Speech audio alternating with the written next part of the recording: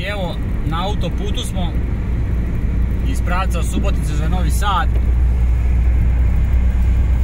I sreli smo na autoputu jedan auto Mercedes Jeep sa registarskim oznakama Palestine, Gaza. Baš neobično, prvi put vidim tako neko iz tog kraja s tom registracijom na autoputu kod nas u Srbiji.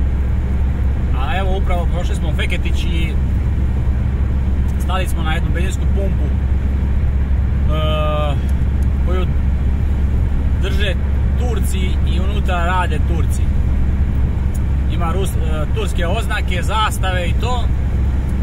Restoran, ekspres restoran kuvane hrane.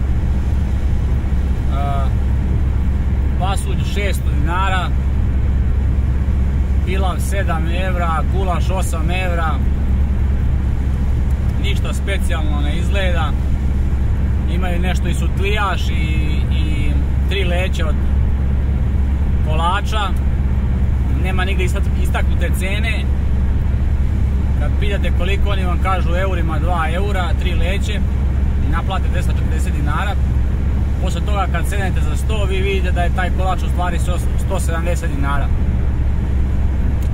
Na stolu su cenovnici koje niko ne gleda i onda ovi konobari ko stane tu, on ga klepi.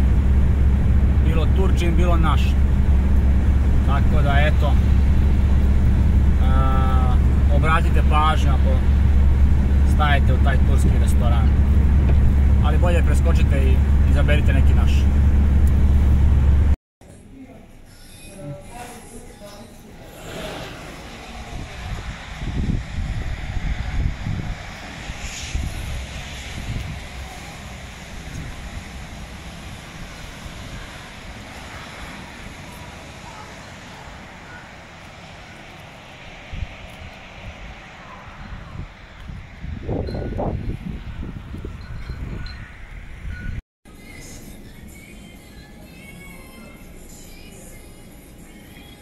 Very good.